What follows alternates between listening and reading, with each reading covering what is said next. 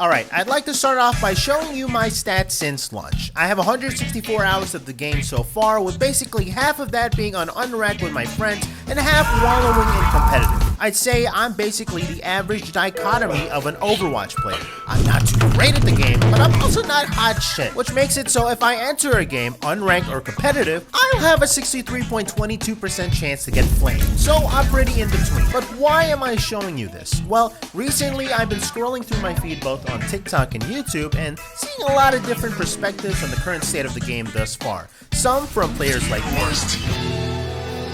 but mostly from some pros. So I wanted to give my perspective as a returning player that had no intention on playing Overwatch 2 on the positives and the negatives of the game so far, and where I think it'll lead into the future.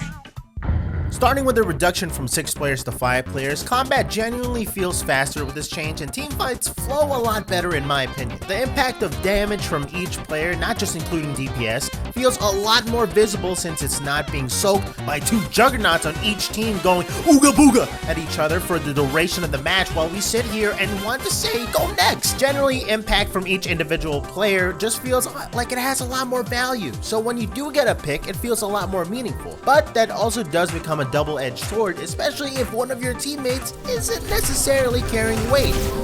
Definitely not me.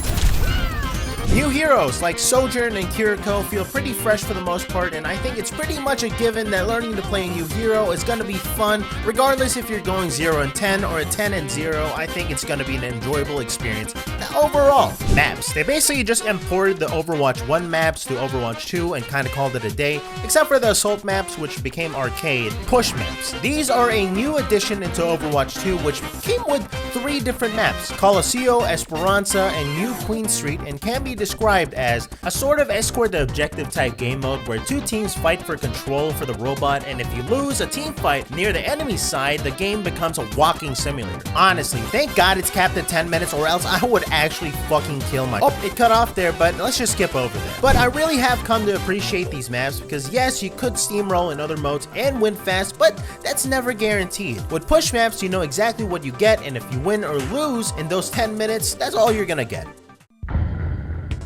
First, I do want to address one of the most disappointing things about Overwatch 2 is the fact that the campaign did not release with the game. While it is disappointing, I'm still pretty excited for its eventual release. I just hope that it'll be a little bit more replayable than that Halloween event that just passed.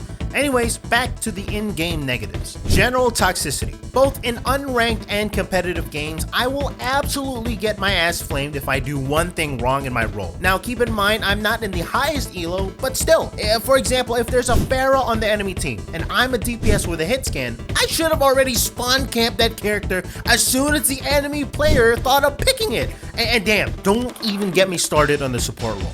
Even if you double, triple the enemy's healing and more than likely double their utility for your team, somehow someone will still spam "I need healing." And there is just some sort of primordial force that makes me want to call up a rogue government agent in Minecraft and send a nuke directly towards the guy who said that's house in Minecraft. And I honestly don't remember it being like this in Overwatch 1, but damn, does it make it feel like a COD lobby. Honestly, it's made me a little toxic, and I think that's kind of making me a little bit stronger, not gonna lie. General monetization. I don't think it's a secret that skins in Overwatch 2 are overpriced. Base prices for these skins are pretty ridiculous, especially when you couple it with the fact that players used to be able to obtain legendary skins in Overwatch 1 with the loot boxes, with sometimes being able to pull multiple legendaries at once. Also, the battle pass is also pretty lackluster. Yes, the skins you receive are pretty high quality, especially the mythic Genji skin. But most of the rewards for levels are basically filled with nonsensical stocking stuffers,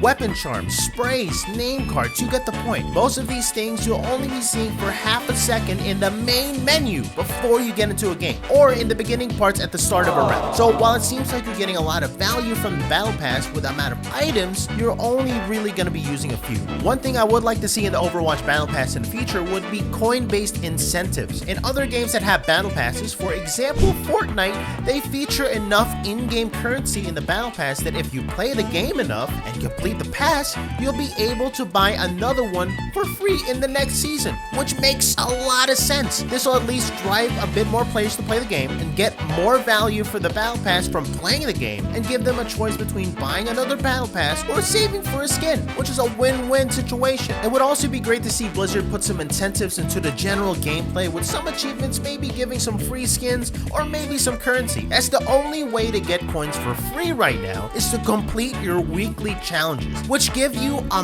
max 60 coins per week. And if a legendary is 1900 coins, well, you know what, you could do the math. Anyways, I'm having a pretty fun time in the game. Whether it's unranked matches with my friends or solo queuing into competitive by myself, I don't really have that many problems with the game, because I'll probably just stick to buying the Battle Pass and avoid the fucking skins for now, unless there's something I'll really want. Overall, I think Overwatch will do just fine as long as the updates are constant. I mean, the game still feels pretty fresh even after almost 2 months of playing it, and honestly, I can't wait to play some more.